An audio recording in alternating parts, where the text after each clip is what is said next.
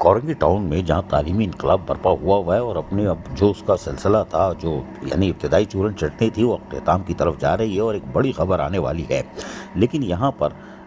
Vice chairman زرعی ایوان کے کوارڈینیٹر کورنگی ٹاؤن کے معیز الدین اور انہوں نے یعنی زرعی ایوان نے اور آج باقاعدہ اس سینٹر کا دورہ کیا جو کو آئی ٹی سینٹر کہلاتا ہے، یعنی peoples youth skill development I T centre.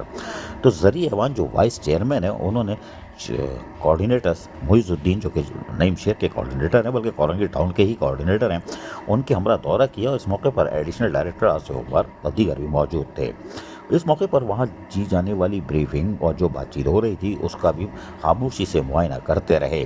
Additional director education Korangi Asif Umar نے تفصیلات سے اس موقع پر آگاہ کیا کہ طلباء و طالبات کے انٹرویوز آخری مراحل میں ہیں اور ٹاؤن چیئرمین کورنگی محمد نعیم شیخ کی واضح ہدایت کے بعد کلاسز کا آغاز 4 نومبر 2024 سے شروع کر دیا جائے گا۔ وائس چیئرمین کورنگی ٹاؤن زرعی ایوان نے کہا کہ peoples youth skill development programme کے تحت ہزاروں طلباء و طالبات کے اسکل ڈیولپمنٹ پروگرام سے استفادہ حاصل کر سکیں گے۔ اس موقع پر موجود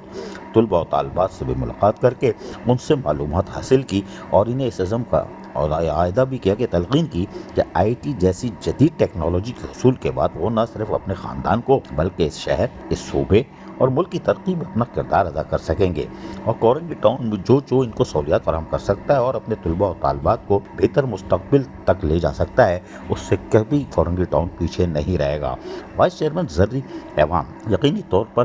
جہاں نعیم شیخ چیئرمین ایکٹیو ہے، وہیں پر زرعی ایوان بھی اب طلباء و طالبات کے بہتر مستقبل کے لیے عملی طور پر حرکت میں دیکھے جا سکتے ہیں۔ عزیز عارف، KBS بلدیاتی نیوز کراچی۔ ایسی ہی خوبصورت ویڈیوز فیوچر میں حاصل کرنے کے لیے ریڈ بٹن پر کلک کر کے اور بیل آئیکن کو پریس کر کے ہم سب کے سبسکرائبر بننا مت بھولیے۔